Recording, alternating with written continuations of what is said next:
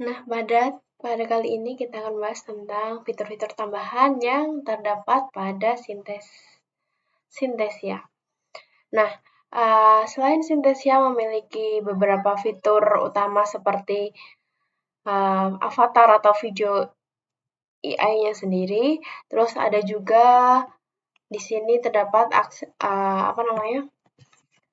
AI voice atau kayak video seperti voice atau suara yang udah ada.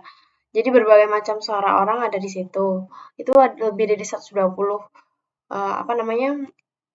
suara ya. Dan bahasa juga aksen.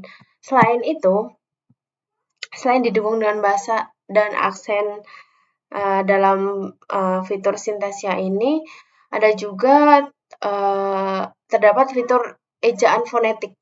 Nah, apa itu ejaan fonetik? Nah, biasanya fitur ini itu merupakan suara-suara yang dalam sintetis yang terdengar hampir alami. Jadi kayak itu tuh bukan AI gitu. Jadi kayak benar-benar orang yang bilang bahwa dia presentasi gitu. Jadi bukan AI. Jadi ejaan fonetik itu kayak kayak mengatur pelafalan atau etimologi yang mirip banget dengan suara manusia begitu.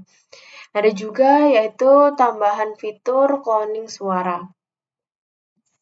Nah, kalau tambahan fitur cloning suara seperti itu, uh, jadi kayak kita tuh bisa menambahkan avatar AI custom dari kitanya sendiri gitu ya.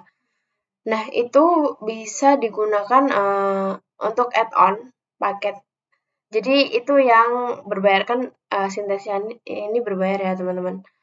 Jadi untuk cloning suara ini itu masuk kalau di create account atau uji coba itu nggak bisa. Jadi harus punya akun company atau perusahaan itu sendiri.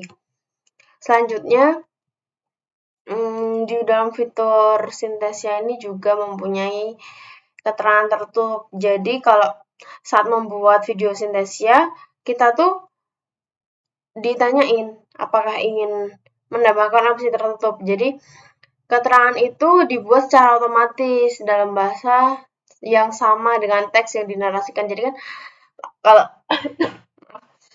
penggunaan Synthesia itu kan tinggal kita ketik apa yang mau kita omongkan, terus kan nanti AI-nya udah bekerja tuh jadi video sendiri. Nah,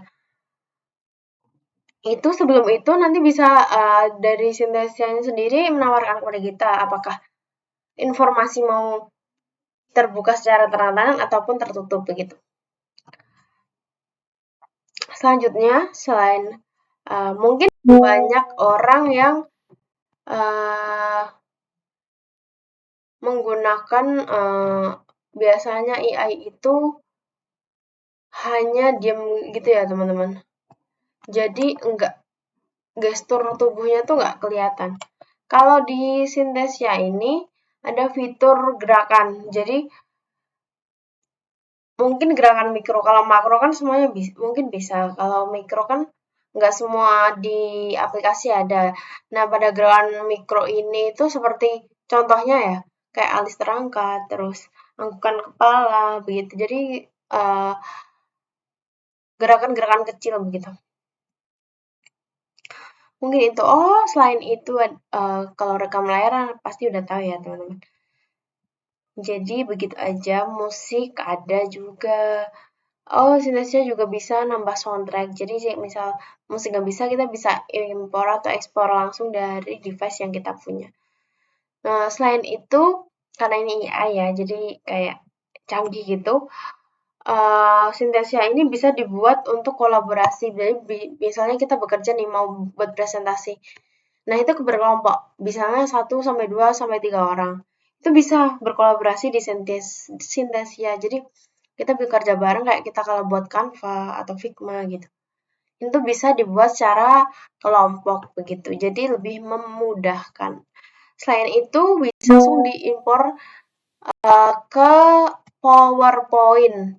Jadi nggak dalam bentuk video juga bisa. Bisa untuk video biasa, bisa juga PowerPoint begitu. Selain itu ada fitur animasi. Sudah dijelaskan bahwa animasi itu sama seperti yang PowerPoint itu ya. Jadi Synthesia ini mirip PowerPoint, namun ada AI videonya dan lebih canggih begitu, teman-teman. Mungkin cukup itu saja video yang maksudnya fitur yang terdapat pada Synthesia ini ya. Cukup canggih bukan ya teman-teman? Karena pada zaman sekarang memang aplikasi AI ini sangat dibutuhkan karena mungkin bisa dibilang efektif untuk pengerjaannya dan cukup mudah begitu teman-teman, nggak rumit begitu.